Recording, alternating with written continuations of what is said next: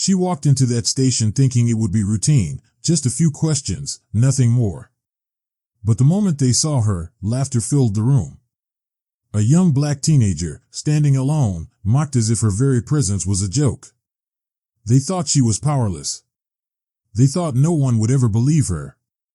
But what none of them realized was that this girl carried a truth that could shake their walls and expose the very secret they were desperate to keep hidden. And when she spoke, silence followed. For most of her life, Maya had been overlooked.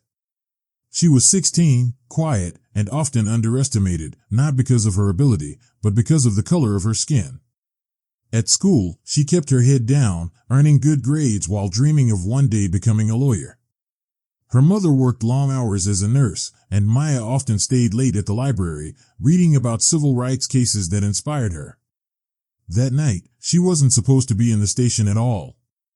She had gone to pick up a misplaced school document, something her teacher said the station still had on record. She walked in with her backpack slung over her shoulder, clutching her notebooks, the way any other teenager would. But instead of being treated like a student on an errand, she became the target of sneers and mocking whispers.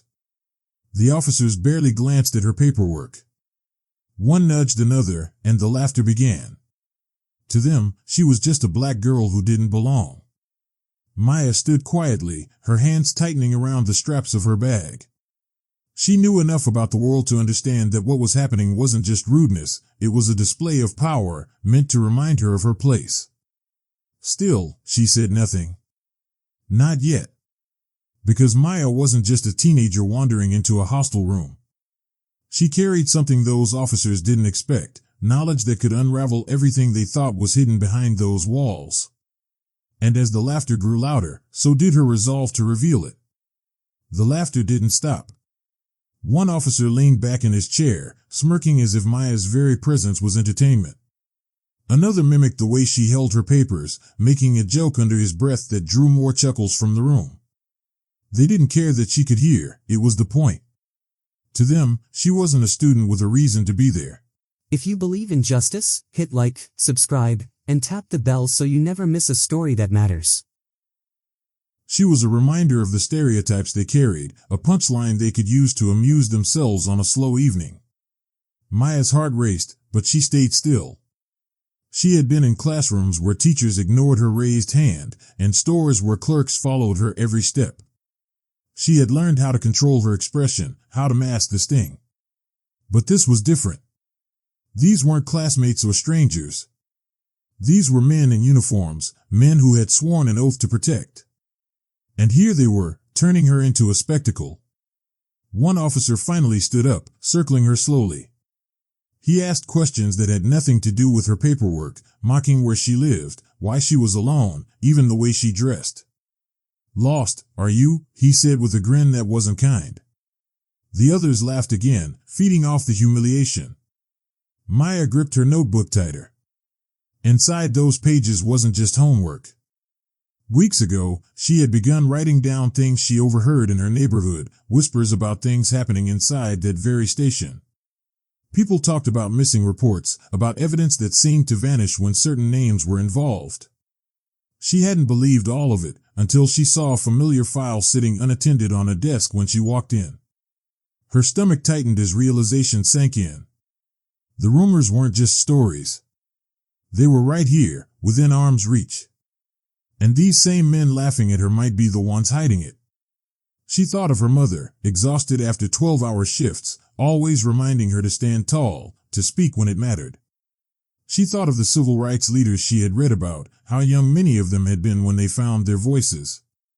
And suddenly, Maya knew this moment wasn't just about her. The officers expected silence. They expected her to walk out embarrassed, too small to fight back. But Maya wasn't going anywhere. She took a deep breath, lifted her chin, and for the first time since walking into that station, she prepared to speak, not as a scared teenager, but as someone who held a truth that could turn their laughter into fear. The room still buzzed with laughter when Maya's voice cut through it, steady, sharp, and louder than anyone expected. "Funny how you think I don't know," she said, her eyes locking on the officer closest to her. The smirks faltered, just slightly. No one was used to being challenged, especially not by a 16-year-old girl. She stepped forward, holding up the notebook pressed tightly to her chest. You laugh at me, but maybe you should worry about the files you left out in the open. The ones that prove what's been happening here. The room shifted. Chairs scraped as a few officers leaned forward, their amusement slipping into unease. Maya's words weren't wild guesses. She spoke with the certainty of someone who had seen too much. I know about the missing reports, she continued, her voice unwavering. The cases that suddenly disappear whenever the right name is involved. The evidence that vanishes before trial. People in my neighborhood talk about it all the time. And now I've seen it myself. She nodded toward the desk with the file left carelessly on top, its corner marked with a case number that shouldn't even exist anymore. Silence spread through the station like a ripple, swallowing the last trace of laughter. Every eye was on her now. A few exchanged nervous glances. One officer shifted uncomfortably, his jaw tightening. Maya took another step forward. You thought I was just some kid you could mock. But I've been watching. Listening. Writing it all down. And when people hear what I know, when they see what I've kept record of, your laughter won't save you. The weight of her words hung in the air, heavy and undeniable. In that instant, the power shifted. The girl they mocked now stood as their greatest threat. And for the first time that night, the station wasn't filled with laughter, it was filled with fear. For a long moment, no one moved. The laughter was gone, replaced by a silence so heavy it felt suffocating. The officers who mocked Maya now sat frozen, realizing the girl they dismissed held enough truth to unravel their carefully built facade. One of them quickly shuffled the file out of sight, but it was too late. Maya had seen it, and she had spoken.